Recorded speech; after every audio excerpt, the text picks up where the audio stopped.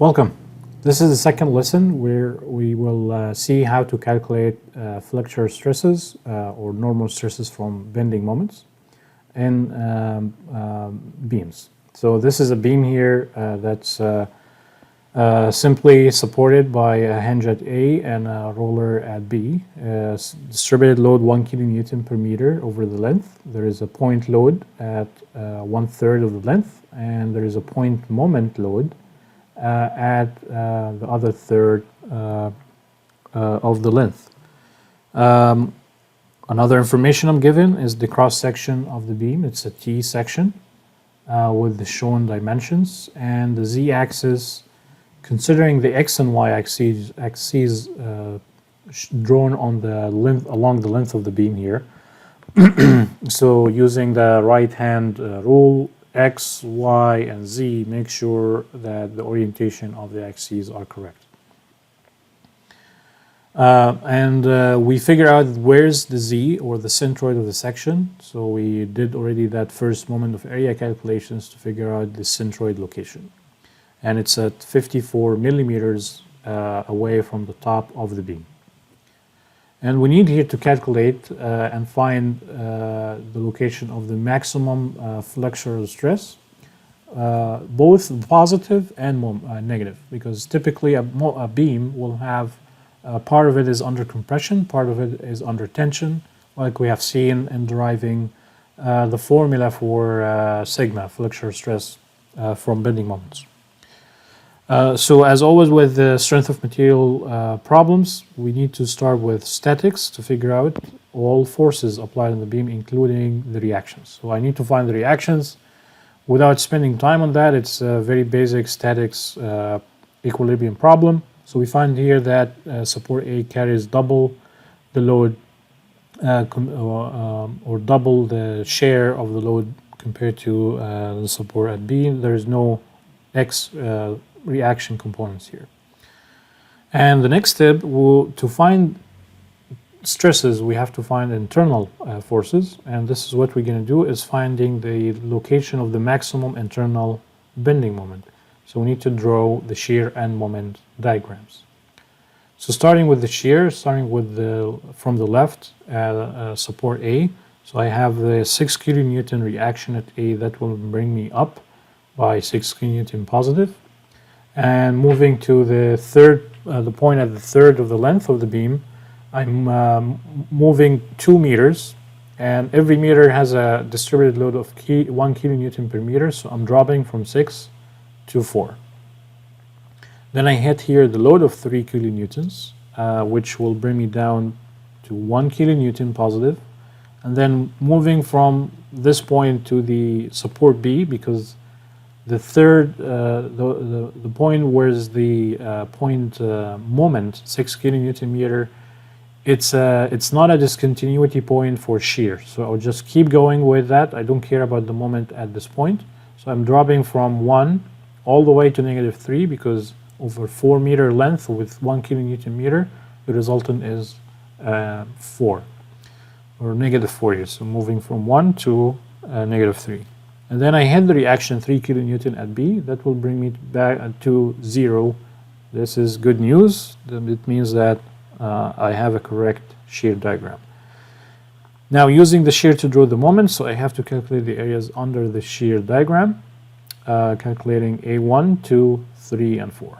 And I'm very kind of curious and interested into the point where the shear is equal to 0, because that's where the maximum moment will be. So using now this area under the shear curve values to draw the moment. So starting from the left, A is a hinge, so it doesn't resist moment, so I start from 0, and then moving to the point of the 3 kilonewton load. I'm dealing with delta moment equal to the area 1, so I'm moving from 0 to 10. And it's a parabolic curve because the shear value changes from a high value 6, so the slope of the moment at A is high, and then it starts decreasing, not completely to 0 yet, so that's a parabolic curve. And then at the middle of the beam, where I have a 0 shear, this is where the maximum moment will be. So I will move from 10 to this point to be the value of the moment here is 10 plus A2, which is 10.5.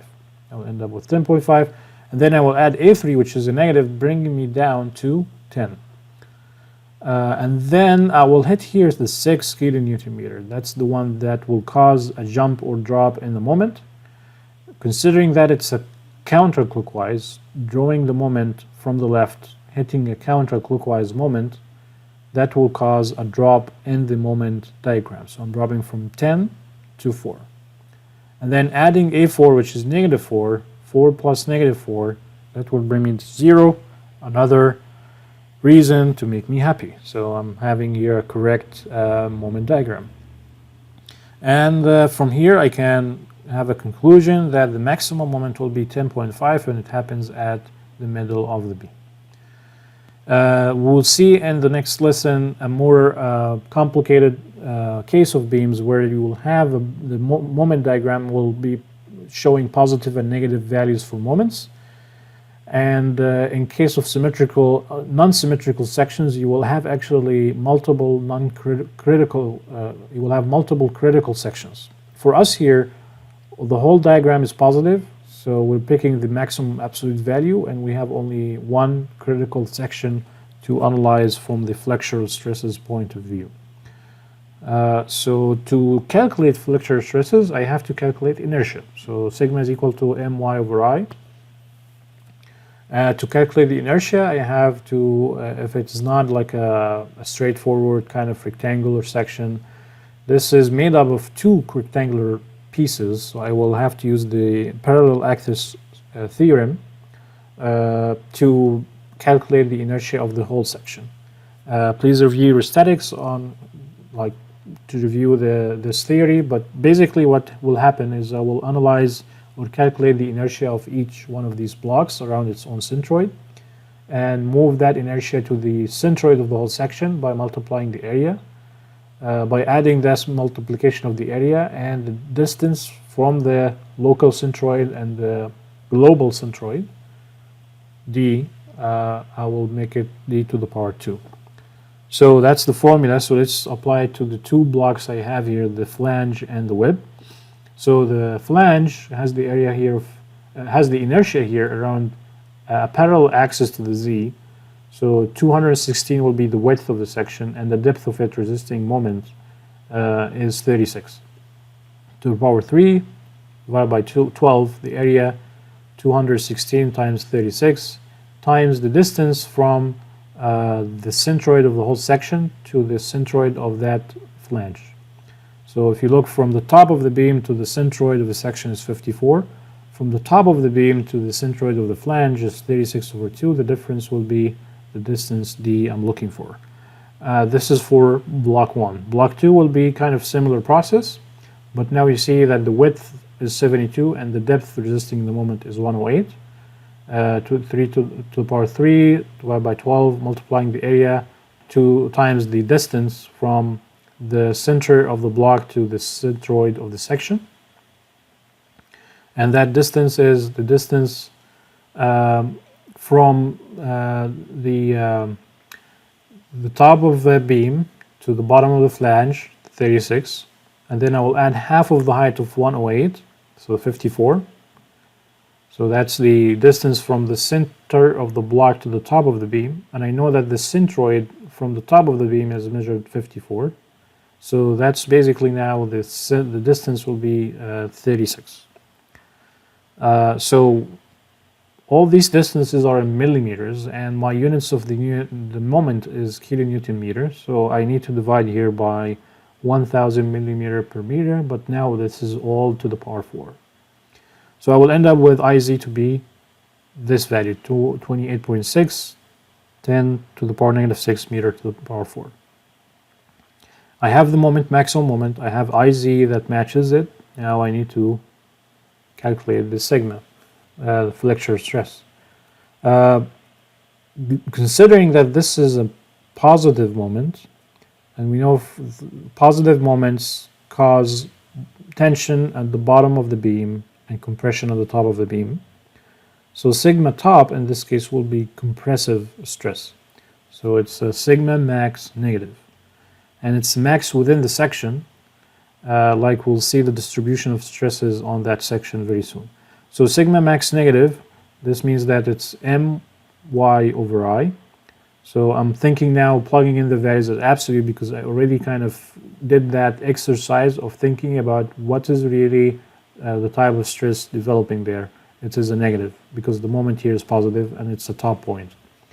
So it's a 10.5 kilonewton meter times the distance, which is 54 millimeters, divided by the inertia I calculated. So you will find that sigma top will be that value. Sigma bottom will be tension, so it will be the opposite of sigma top. But now I'm using, yes, the same moment and the same inertia, but the C bottom will be 108 plus 36, so the total height of the section, minus 54. And that's in meters, sorry. So going back here. So here we have the distance here from the bottom of the beam to the centroid, and I will have here 108 plus 36, the total height of the section, minus 54, which is the distance from the top of the beam to the centroid of the section. So that will bring me the distance from the bottom of the beam to the centroid of the section. We'll find here the sigma bottom is equal to 33 megapascal. Now drawing the stresses on that section, knowing that my moment is positive, so you see here the tail of the arrow, bent arrow here, is in the bottom, so that means it's tensioning, it's pulling the bottom of the beam and compressing the top of it. And that can be shown by that inclined bold line. So it's kind of being compressed on the top. So you see the maximum compressive stress 19.83 on the top. And it's a linear relationship. Remember, it's sigma is equal to my over I, so it's a linear relation with the distance y from the centroid. And we see the maximum normal stress 33 positive at the bottom. So that's an exercise, an intro, a simple case actually, because we have here all the moment along the length of the beam.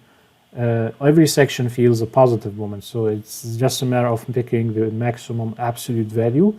I have only one critical section, and we've seen how to calculate the moment of inertia to match with that bending moment, and we recognize that there are compression and tension stresses developing in the section at the top and bottom points.